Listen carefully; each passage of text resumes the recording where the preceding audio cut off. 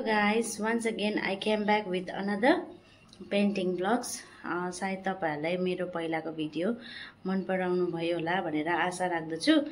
अनि यसरी आज चाहिँ म नयाँ पेन्टिङ बनाउन आँटेको। त्यो चाहिँ के हो भन्दा यो चाहिँ मेरो एन्ट्रेन्स हो हैन। अनि यहाँनिर चाहिँ खाली जग्गा थियो, त्यही भएर गाइज मैले चाहिँ यहाँनिर यसो पेन्टिङै बनाउँछु भनेर सोचे हैन। अनि त्यही भएर चाहिँ मैले अहिले जस्ट पिक्चर्स ड्र मात्रै गरेको छु हैन। फुल भिडियो चाहिँ तपाईहरुलाई देखाउँदै जाने छु। त्यति बेलासम्म तपाईहरु हेर्दै जानुहोस् के कस्तो हुन्छ मेरो यो न्यू पेन्टिङ भ्लग।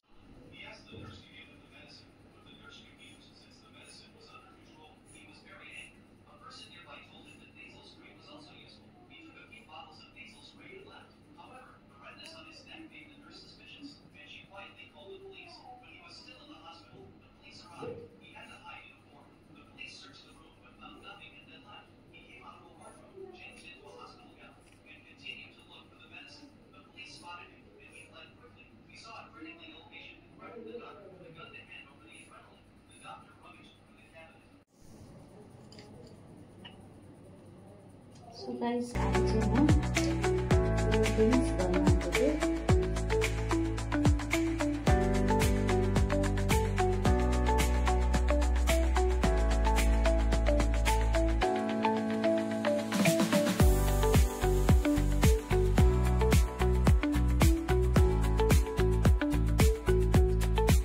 गाइस मेरो चाहिँ यो ट्रीको कलर कम्प्लिट भयो हैन। अब चाहिँ म लिभ्स बनाउन आँटेको।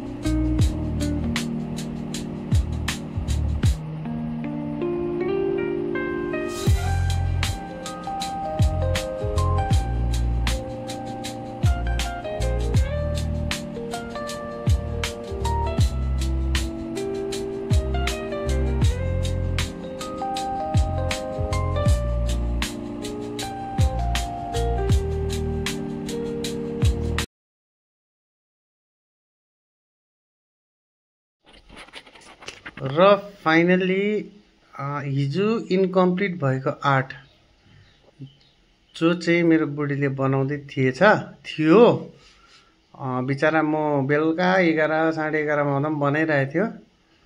त्यो आर्ट चाहिँ उसको कम्प्लिट हुन गइरहेछ। अहिले चाहिँ यो लास्ट टचअप यो ह्याङ भएको यो घर अनि यो उड्दै गरेको चरा बनाउँदैछ।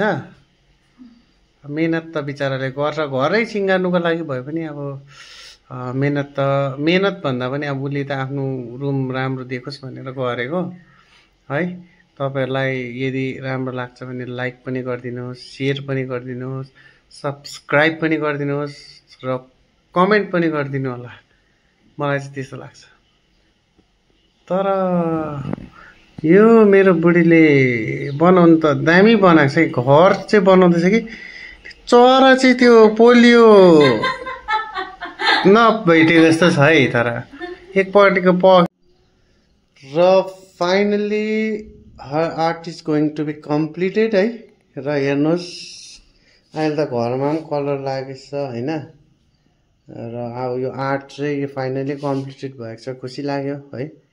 एउटा औरत जातले एउटा घर सिँगार्नुको लागि के गर्नुपर्छ गरिरहेको छ। तपाईँले देख्दै हुनुहुन्छ है। उहाँले एउटा राम्रो कोटेसन पनि दिएको छ, हेर्नुहोस् त, life is about creating your self भन्दैछ है। बहुत राम्रो कोटेसन छ। तपाईँले अब बिचरालाई सपोर्ट गर्नुहोस्, माया दिनुहोस्, उहाँको च्यानललाई सब्सक्राइब गरिदिनुहोस् अनि ट्याक्कै गरेर बेल बटन दबाइदिनुहोस् ल।